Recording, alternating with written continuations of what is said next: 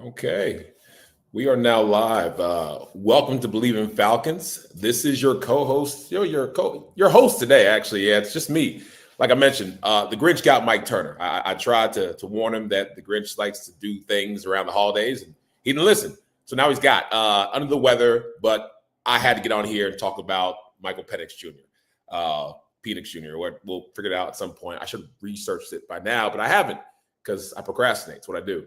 What is something that we can talk about is the fact that we now have an official, legitimate quarterback. We have somebody who people are saying could be a franchise quarterback, a quarterback for the Falcons for a long, long time. Again, I was blessed to play with Matt Ryan. Unfortunately, I came here at the end of Michael Vick's tenure and dealt with the instability that Falcons fans have been dealing with for a long time. I had Byron Leftwich and I had Joey Harrington. I had Chris Redmond. I think Chris was the best of all those at the time. And Chris was a great guy. But still, those quarterbacks were not franchise quarterbacks. And we all knew that. Matt Ryan came strolling into town. They drafted him very high, just like they did Michael. And he, from day one, from game one, from play one, showed that he's the guy. He's not going anywhere. And he's going to be a Falcons, I think, a foundational chess piece for a long time, which he was. Still feel like we got rid of him too early with the whole Deshaun Watson thing. That's another pod.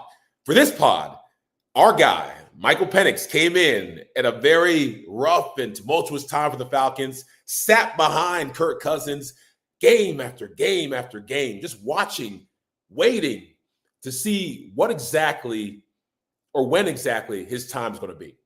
And because he's such an amazing human being, him and Kirk, both great guys, he didn't cause any trouble. He didn't create any stir. He didn't leak anything to the media outlets, which nowadays guys do. You got T.O. and Ocho Cinco and Odell Beckham. They're not getting playing time, and they have the talent that Michael Penix does, and they're sitting behind somebody who's just constantly making mistakes. Granted, they're a great player or not, if they're elite or not, and I hear you guys in the peanut gallery. Yes, I still think Kirk Cousins is elite, but he hasn't played elite. But granted, if they're elite or not, if they're not playing up to standard, if they're not doing the things they're supposed to do, then it's what have you done for me lately, league? What have you done for me lately, league? I enunciate.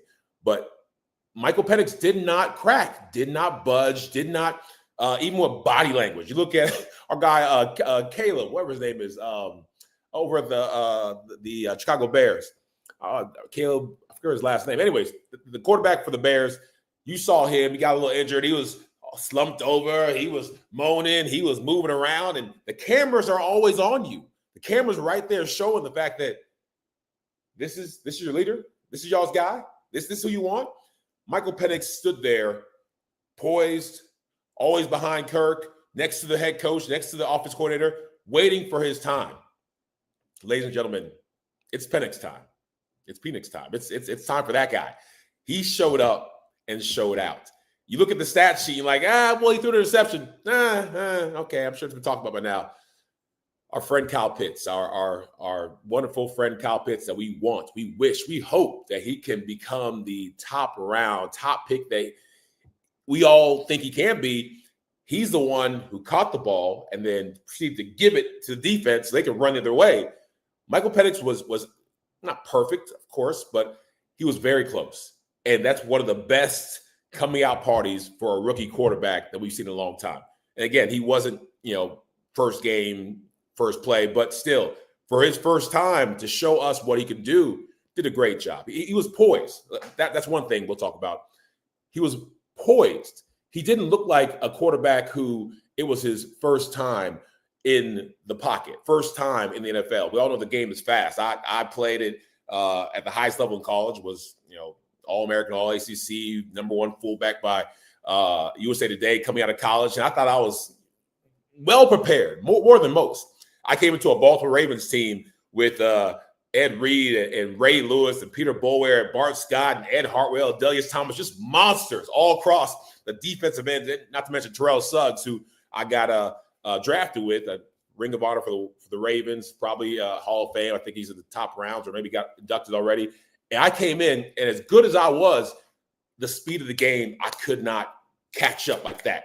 My first game wasn't even until 2-3 years in because they didn't give me a chance to play fullback because I was not ready. I may have been, but I was third string. Penix came in, first game in the NFL, first game live bullets. Preseason doesn't really count. He came in and was poised. They had Giants are 2-11. We get that, or 2-12, whatever they are. Their defensive line is good. Thibodeau's good. They have some dogs out there. And so they were trying to rush a rookie quarterback as they should. Michael kind of slid to the right, slid to the left, moved up, scrambled when he needed to, got the guys on the line, set the motions, snap count was good. All the little things which really makes a quarterback able to at least start from zero, because you're always starting from behind if you can't deal with the basic little things, the pre-snap stuff. Even getting the play, be able to say it and get all the checks and the hitches and the audibles, all that stuff. That takes time when you're doing it under the lights and in that moment. Some guys struggle with that or fumbling the words. Smooth as butter. Penix did that. The other thing that Penix did was that he made the team jump. We talked about the energy that he could infuse to the team. There wasn't no could. You watch those guys. You watch the fight in them, like the literal Drake London fight in them. Wide receiver holding the defensive end, just out here saying, do something. I got a quarterback now. I got somebody going to throw in the ball. I got someone who's going to make sure that when I run the route, I beat my man and I'm open 20, 25, 30 yards down the field. He got an arm that can get to me. Drake London, Darnell Mooney, Ray, everyone was excited. But the receivers were especially excited because they were out there having the times of their lives, catching the balls, especially Mooney. Mooney got, I think, 0 catches the game before. And this game now with Michael Penix having the time of his life. You can see the guys smiling. I've been there. I've been on a team where, not sure Byron Leftwich is going to lead us to a victory. And frankly, not sure Joey Harrington's going to lead us to victory. We've lost the last 2, 3, 4, 5, 6 games. And it's just, you're a professional. You do what you're supposed to do. You play the game you're supposed to play. You block what you're supposed to block. But do you really, really, really feel like you have a chance? ATL Fan 56, I agree with you. Finally, it is a finally. You want The Rock to come in and say, finally, Michael Penix has come back, or he's here in the building. It is a finally for the Falcons. And Falcons fans, we hesitate to get too excited. We hesitated with Kirk. He's the real deal. That we were a little bit not quite on board after the first couple of games. Then Kirktober came when he's doing 500 yards here and 4 touchdowns there. You're like, oh, let's go. And like many of you guys, I got super excited. I said we're going to the Super Bowl with Kirk Cousins because after those games, we dare to believe. And we believe in the Falcons, as the show's name says. And then we got crushed. Our hearts got hurt. But I think it's time to believe in the Falcons. And that's what you do when you love something. When you love somebody, you give them the benefit of the doubt again and again and again. Despite how many times they hurt you, despite how many times they break your heart, you give them the benefit of the doubt. And we're giving the Falcons, again, the benefit of the doubt. We're giving Michael Penix the benefit of the doubt because this is not a flash in the pan. Yes, we need him to continue to show that you can be above average, great, elite, Hall of Fame status. We'll get there. But that comes with consistency. Ray Lewis and Dion both said it best early on in my career, talking about, greatness isn't just about being great every now and then, being great when you feel like it. It's about consistently being great. It's about consistently knowing that when they call for Ovi to make this block, he's making the block. They call for Ray to make that tackle, he's making the tackle. They call for, a Hall of Fame quarterback to do Hall of Fame quarterback things, he's going to do that. So Michael Penix, great job. This is very exciting. Everyone is just beyond themselves. Falcons fans are high-fiving each other when they walk around because they realize we got somebody. ATL with Kirk, I didn't believe. With Penix, I believe that's true. This is true. And my man, Simul Dola 87, I've been waiting for this podcast since after the game. Yes. So again, we were trying to get Mike on board, but he was under the weather. The Grinch got him, and these things happen. So I was waiting to talk about this. I wanted to go live immediately, but it's a team game. It's a team sport.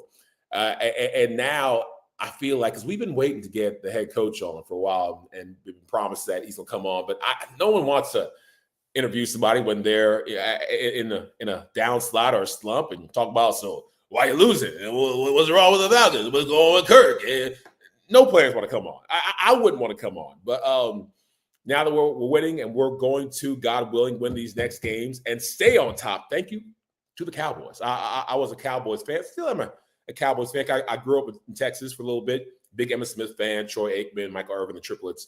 And so I love the Cowboys. I won't say love the Cowboys. I like watching the Cowboys.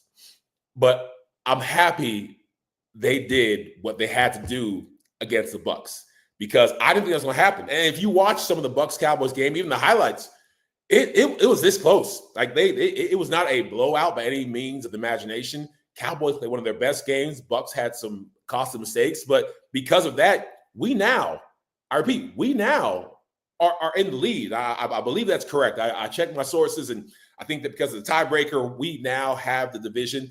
And if we win out, it will still be ours. But there is a team called the Commanders with another quarterback who is a young stud with Jaden Daniels. That is going to be one heck of a show and a showdown. And I hope we take what we built with Michael and take it to the next level. Because, again, the Giants aren't great. You watch some of those plays, you're like, are they trying to lose? And I know the Raiders are trying to lose, but we've lost against teams that are trying to lose and are bad teams. So the fact that we beat the Giants, I'm not taking this away from us, but it wasn't hey, look how great we are. We beat a 2-11 team. We're definitely ready for prime time. Still got some ways to go. Yes. My boy Reese, very good showing up for first start. We have our QB of the future, but what happens with Kirk Cousins? Nobody seeing trades for him. Yes. So that is the problem. And we mentioned this a little bit on the last podcast. No one's saying trades for him, except for maybe they do if they work him out and he's healthy. Because I think for Kirk Cousins, the thing that has hurt him is the fact that he's been hurt. There's no way that you go from here climbing and then drop off a cliff. Not even like a slight decline, like drop off a cliff. The man went down. He went out. He's not doing anything. He went so bad. 0 touchdowns, 8 interceptions in 4 games. Who does that? Who? No one does that except for somebody who's injured. So if he gets healthy, someone will take Kirk Cousins. So it won't be that there's a big number and there's a little number. Little number if we trade him. Big number if we don't trade him and just cut him. Someone will take Kirk Cousins because he said it best. He didn't forget how to play football. And there are enough bad quarterbacks in this league that have like Joe Nobodies. They'll take an injured Kirk Cousins to even give him half a season what he gave us for a quarter of a season. The fact that he can throw 4 touchdowns in a game, the fact that 500 yards is somewhere within him, they'll take him. They might feel bad, but they'll take him. Devon, it was a nice debut, but this next game is going to be intense. A lot of great storylines, including the former head coach rise up. I forgot about that. Dan Quinn. Again, I never played with Dan Quinn. Saw him a couple times at the stadium, going back as a former player. And hey, how you doing? I'm an old guy. You don't know me. And shake his hand. And nice guy. And he seemed to be a guy the players kind of rallied around until they didn't when we started losing. But there is the storylines. You got a young rookie quarterback, a two-way mobile to another young rookie quarterback. Our guy's mobile, not as mobile as Jaden. The head coach thing is kind of like Desmond Ridder. You get kicked out of Atlanta because you're not good enough. And Desmond Ridder was one play away from getting his revenge. Dan Quinn has a great team around him. And Dan Quinn, like all human beings, like all men, want to be validated. Not that we all want revenge, but we all want to show people that we're good enough. Especially those who doubt us. I mean, I wanted to do that. I got one offer from high school to college, one Division I offer. I had Wofford and Citadel wanted me, but Wake Forest is the only school that wanted me. And so when Wake Forest got me, I wanted to show every other school, especially Clemson. I wanted to go to Clemson because I was in Charleston, South Carolina. Clemson didn't want me.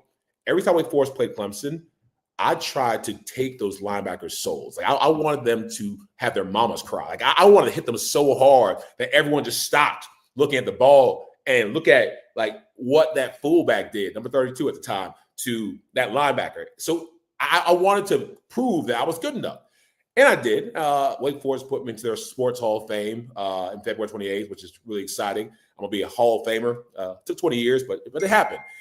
So, like, that's really cool. But it kind of shows, like, when you really want to prove to people that you're good enough, you do crazy things. Dan Quinn is going to pull out all the stops to show the Falcons organization. You going to fire me?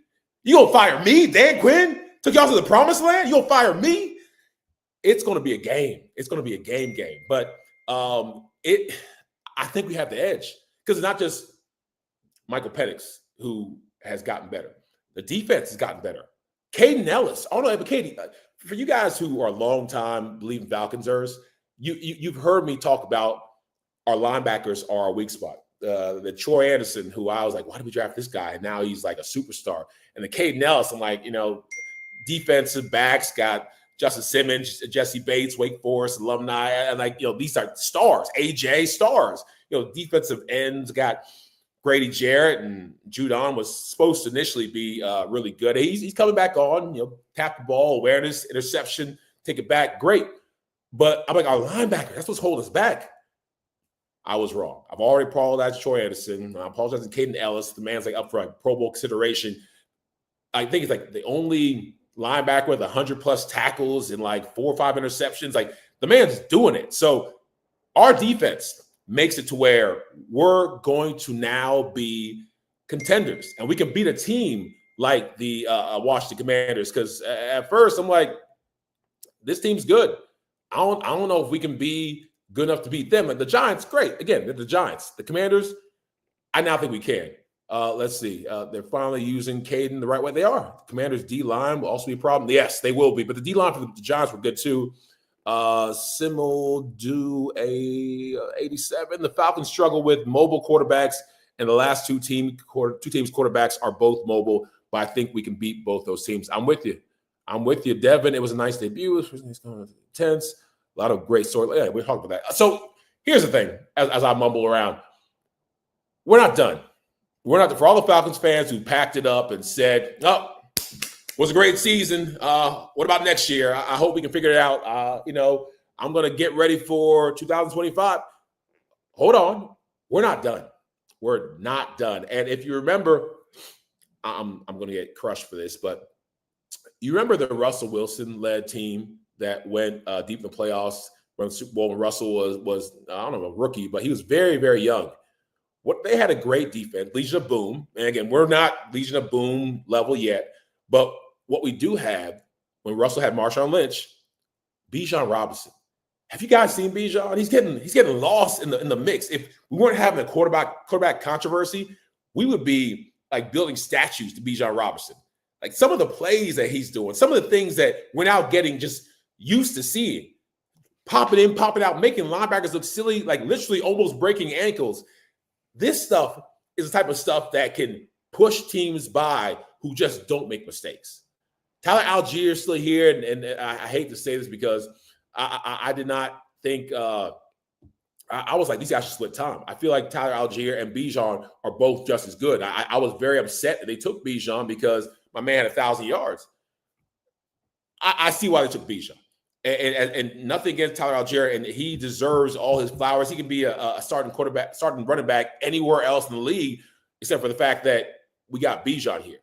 And I don't think it should be 50-50 anymore, probably 60-40, because Bijan just has this game-breaking speed, agility, IQ, vision, and it's not a competition. It's just this guy has the ability to change games.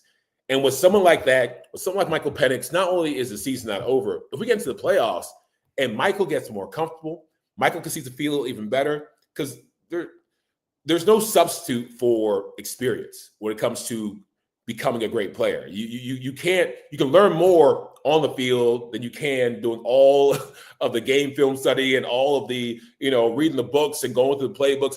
You can't really become as good as you want to be just doing that. So if we can get our man Penix to get better every single game, we got 2 or 3 left, get into the playoffs as the NFC South division leader, good things can happen. Good thing can happen. Somebody said Michael's out hiking. I love it. He might be. So here's the thing. I'm gonna end with this. if you're making a bet that we're going to be good, it's the right bet. And speaking of Bet Online continues to be the world's most trusted betting platform and your number one source for online betting. From the earliest odds to in-game live betting, Bet Online provides you with the action and the ability to watch the games as they happen. With the latest selection of odds and everything from football, NBA, and college football, college basketball, NHL, the UFC, head to Bet Online today, and don't forget to use promo code BELIEVE, that's BLEAV, for your welcome bonus. On your first deposit, Bet Online, the game starts here. That was horrible, but hey, I'm actually in Orlando, Disney World, here with the family. Happy holidays, you guys. If I don't talk to you all before Christmas, want to say Merry Christmas. One thing that football reminds you is that, I'll play football. Like, a football family is important. That's why I love my brother Michael Turner. I love all the guys I play with, from Matty Ice to Jerry Norwood to our whole offensive line to even the guys on defense. It's family, but it's family as well. Your real family. They're family too. So take some time away from watching football or watch it with your family. Hug your loved ones. Tell them how much you appreciate them and love them, because hey, it's a beautiful thing. We got life and we got to celebrate it together.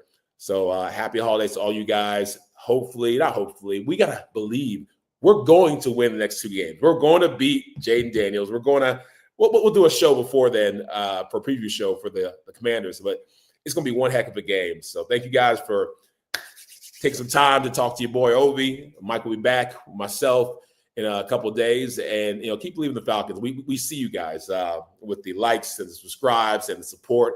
It means a lot, because I'm getting stopped now and say, hey, love the podcast. People are reaching out to me over LinkedIn and Facebook and Twitter and all that fun stuff, YouTube. And hey, man, didn't know you guys were doing a podcast.